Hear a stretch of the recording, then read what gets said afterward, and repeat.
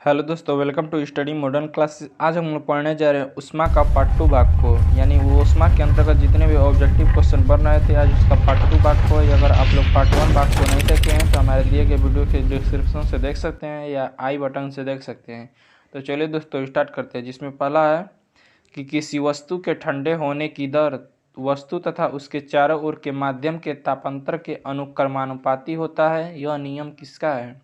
तो इसका right answer होगा न्यूटन का शीतलन नियम। न्यूटन का शीतलन नियम है। थर्मल फ्लक्स के आविष्कारक कौन है? जो थर्मल फ्लक्स है उसके आविष्कारक कौन है? तो इसका राइट आंसर डेवार है। डेवार। थर्मल फ्लक्स तरल पदार्थों को लंबे समय तक गर्म रखता है। उसका मुख्य कारण क्या है? तो चमकदार आंतरिक दीवार तथा बाह्य आवरण की दोहरी दीवार ऊष्मा को निकलने से रोकती है, इसीलिए वह गर्म होता है। इसका राइट आंसर सी होगा। नेक्स्ट क्वेश्चन है, किस विधि से ऊष्मा स्थानांतरण को न्यूनतम करने के लिए थर्मल फ्लक्स की दीवारों पर कलई की जाती है? तो कलई की जाती है, तो इसका राइट आंसर होगा सी, विकिरण। विकिरण। किसी पदार्थ के एकांक द्रव्यमान तथा ताप 1 ही डिग्री सेल्सियस बढ़ाने में लगी ऊष्मा होती है। तो इसका राइट आंसर ए है, यानी विशिष्ट ऊष्मा होती है। किसी पदार्थ के एकांक द्रव्यमान तथा ताप 1 डिग्री सेल्सियस बढ़ाने में लगी ऊष्मा होती है, विशिष्ट ऊष्मा होती है। निम्नलिखित में से किसमें सर्वोच्च विशिष्ट ऊष्मा का मान होता है? यानी कांच, शीशा, तांबा, जल में किसमें विशिष्ट ऊष्मा का मान होता है? तो इसका राइट आंसर जल है, यानी कि जल में होता है। मोटर गाड़ी के रेडिएटरों को ठंडा करने के लिए पानी का व्यवहार किया जाता है। क्यों किया जाता है? तो इसका राइट आंसर ए, यानी पानी की विशिष्ट ऊष्मा अधिक होती है। पानी की जो विशिष्ट ऊष्मा होती है वह अधिक होती है। नेक्स्ट क्वेश्चन है, निम्नतापी इंजनों का अनुप्रयोग होता है। निम्नतापी इंजनों का अनुप्रयोग कहाँ होता है?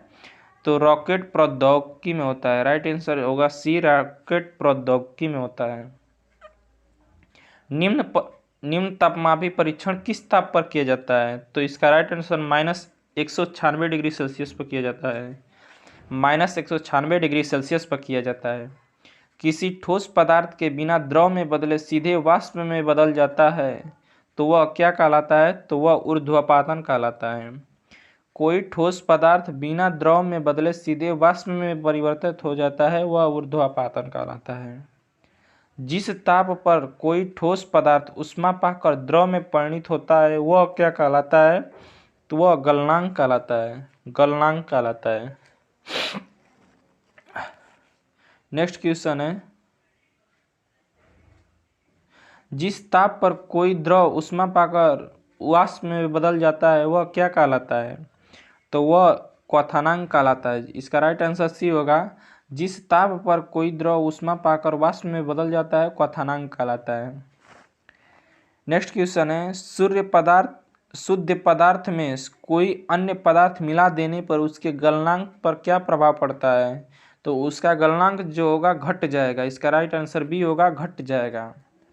मिश्र धातुओं के गलनांक उनके अवयवी धातुओं की अपेक्षा क्या होता है? तो उनके अवयवी धातुओं की अपेक्षा निम्न होते हैं।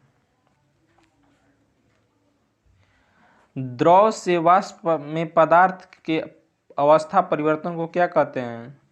द्रव से वाष्प में पदार्थ के अवस्था परिवर्तन को क्या कहते हैं? तो जो इसका राइट आंसर होगा वाष्पन होगा, यानी वाष्पन कहते हैं।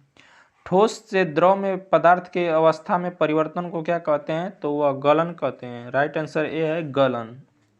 दाब बढ़ने से किसी वस्तु का क्वथनांक क्या होगा? दाब बढ़ने से किसी वस्तु का क्वथनांक क्या होगा? तो राइट आंसर बी, यानी कि बढ़ जाएगा। बढ़ जाएगा। अपद्रवों को मिलाने से गलनांक पर क्या प्रभाव पड़ता है? अपद्रवों को मिलाने से गलनांक पर क्या प्रभाव पड़ता है? तो इसका गलनांक घटता है। पानी कब उबलता है? पानी जो होता है कब उबलता है? तो इसका राइट आंसर सी है, यानी कि पानी कब उबलता है? तो जब जल का स्थिर वाष्प दाब वायुमंडलीय दाब के बराबर हो जाता है तो पानी उबलने लगता है।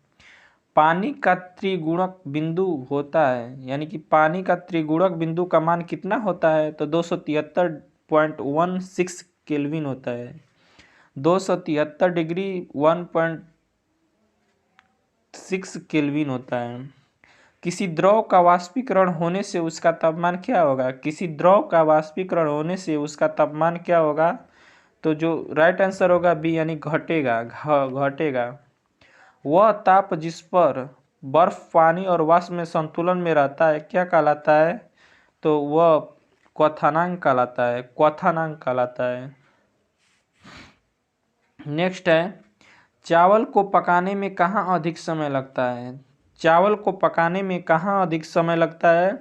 तो इसका राइट आंसर है माउंट एवरेस्ट पे सबसे ज़्यादा समय लगता है। जल का क्वथनांक कितना होता है? जल का क्वथनांक यानी बॉइलिंग पॉइंट कितना होता है? तो राइट आंसर डी, यानी जल की खुली सतह के ऊपर के दाब पर निर्भर करता है। जल की खुली सतह के ऊपर दाब पर निर्भर करता है। ऊंची पहाड़ियों पर हिमपात क्यों होता है? ऊंची पहाड़ियों पर हिमपात क्यों होता है? तो इसका राइट आंसर सी है, यानी कि ऊंची पहाड़ियों पर तापमान हिमांक से कम होता है, इसलिए जलवाष्प जमकर बर्फ बन जाता है। जलवाष्प जमकर बर्फ बन जाता है। किसी पहाड़ी की चोटी पर जल अपेक्षाकृत ताप पर ही उबलने लगता है, क्योंकि वायुमंडलीय दाब कम हो जाता है, क्योंकि वहाँ पर वायुमंडलीय दाब कम हो जाता है, इसीलिए उबलने लगता है। तेज हवा वाली रात्रों में ओस नहीं बनती, क्यों नहीं बनती है? तो इसका राइट आंसर ए, वाष्पीकरण की दर तेज हो जाती है। जो वाष्पीकरण की दर होती है वह तेज हो जाती है, इसलिए ओस नहीं बनते हैं। ठोस कपूर से कपूर वाष्प बनाने की प्रक्रिया को क्या कहते हैं? ठोस कपूर से वाष्प बनाने की प्रक्रिया को क्या कहते हैं? तो इसका राइट आंसर है डी, यानी ऊर्ध्वपातन कहते हैं, ऊर्ध्वपातन कहते हैं। बर्फ के दो टुकड़े को आपस में दबाने पर टुकड़े आपस में चिपक जाते हैं, तो क्यों ये चिपक जाते हैं? तो इसका राइट आंसर ए है, यानी दाब अधिक होने पर बर्फ का गलनांक घट जाता है। दाब अधिक होने पर बर्फ का गलनांक घट जाता है। सॉरी, इसका आंसर ए होगा। दाब अधिक होने पर बर्फ का गलनांक घट जाता है। बर्फ पर स्केटिंग करना प्रदर्शित करता है कि दाब बढ़ने पर बर्फ का गलनांक क्या होता है? तो घट जाता है। राइट आंसर सी है, घट जाता है। किसी द्रव का उसके क्वथनांक से पूर्व उसके वाष्प में बदलने की प्रक्रिया को क्या कहते हैं? तो वाष्पीकरण कहते हैं, वाष्पीकरण कहते हैं। नेक्स्ट है, पहाड़ों पर पानी निम्नलिखित ताप पर उबलने लगता है। पहाड़ों पर पानी कब उबलने लगता है? तो राइट आंसर ए है, 100 डिग्री सेल्सियस से कम पर ही उबलने लगता है। वह उत्सर्जित या अवशोषित ऊष्मा जो पदार्थ का अवस्था परिवर्तन हो तो करती है, परंतु ताप में किसी प्रकार का परिवर्तन नहीं करती है, क्या कहलाती है? तो राइट आंसर डी है, यानी गुप्त ऊष्मा कहलाती है। वह उत्सर्जित या अवशोषित ऊष्मा जो पदार्थ का अवस्था परिवर्तन तो करती है, परंतु ताप में किसी प्रकार का परिवर्तन नहीं करती है, क्या कहलाता है? तो गुप्त ऊष्मा कहलाता है। बर्फ के गलन की गुप्त ऊष्मा का मान कितना होता है? बर्फ के गलन की गुप्त ऊष्मा का मान कितना होता है? तो राइट आंसर इसका सी है, यानी कि 80 कैलोरी होता है, 80 कैलोरी प्रति ग्राम। वाष्प की गुप्त ऊष्मा कितनी होती है? वाष्प की जो गुप्त ऊष्मा होती है वो कितना होती है? तो 536 कैलोरी प्रति ग्राम होता है, 536 कैलोरी प्रति ग्राम। नेक्स्ट है, भाप से हाथ अधिक जलता है अपेक्षाकृत उबलते जल से। भाप से अधिक जलता है उबलते हुए जल से कम, यानी कि क्यों? तो इसका राइट आंसर होगा, भाप में गुप्त ऊष्मा होता है। भाप में जो गुप्त ऊष्मा होता है इसीलिए ज़्यादा जलता है। अगला क्वेश्चन है, ऊष्मागतिकी के प्रथम नियम से संरक्षित होता है। ऊष्मागतिकी के प्रथम नियम से क्या संरक्षित होता है? तो ऊर्जा संरक्षित होता है। ऊर्जा जो होता है संरक्षित होता है। नेक्स्ट क्वेश्चन है,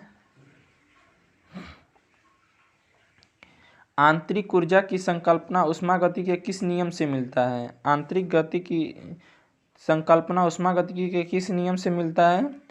तो यह मिलता है प्रथम नियम से, प्रथम नियम से। किस नियम से मिलता है? तो प्रथम नियम से मिलता है।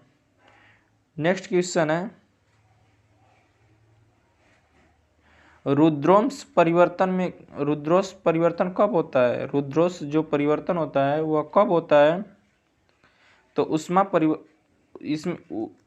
रुद्रोंश में परिवर्तन में होता है ऊष्मा अपरिवर्तित रहती है, इसमें ऊष्मा अपरिवर्तित रहती है। समतापीय परिवर्तन में होता है, समतापीय परिवर्तन में होता है। इसका राइट आंसर बी है, यानी ताप अपरिवर्तित रहता है। जो ताप होता है अपरिवर्तित रहता है। रेफ्रिजरेटर में थर्मोस्टेट का प्रयोग क्यों होता है? जो रेफ्रिजरेटर होता है उसमें थर्मोस्टेट का प्रयोग क्यों होता है? तो राइट आंसर सी है, एक समान ताप बनाए रखने के लिए, एक समान ताप बनाए रखने के लिए होता है। नेक्स्ट है, ऊष्मागतिकी का प्रथम नियम किस अवधारणा की पुष्टि करता है? ऊष्मागतिकी का प्रथम नियम किस अवधारणा का पूर्ति करता है? तो ताप संरक्षण का। नेक्स्ट क्वेश्चन है, सूर्य की सतह का ताप कितना होता है? जो सूर्य की सतह का ताप होता है, राइट आंसर सी है, यानी कि 6000 केल्विन होता है, 6000 केल्विन होता है। गर्म मौसम में पंखा चलाने से आराम महसूस होता है, क्यों हमें आराम महसूस होता है? तो इसका राइट आंसर होगा बी, यानी हमारा पसीना तेजी से वाष्पीकृत होता है। जो हमारा पसीना होता है तेजी से वाष्पीकृत होने लगता है। नेक्स्ट क्वेश्चन है, थर्मोस्टेट का प्रयोजन क्या है? जो थर्मोस्टेट होता है उसका काम क्या है? तो ताप को स्थिर रखना। इसका राइट आंसर सी है, यानी ताप को स्थिर रखना है। सेल्सियस में माप का कौन सा तापक्रम 300 केल्विन के बराबर होता है? 300 केल्विन के कौन बराबर होता है? तो इसका राइट आंसर बी है, यानी 27 डिग्री सेल्सियस। सेल्सियस में माप का कौन सा तापक्रम 300 केल्विन के बराबर होता है? तो 27 degree Celsius. Right answer C है। अगर दोस्तों आप लोगों को ये वीडियो अच्छा लगा है तो जितना हो सके आप लोग शेयर कीजिए।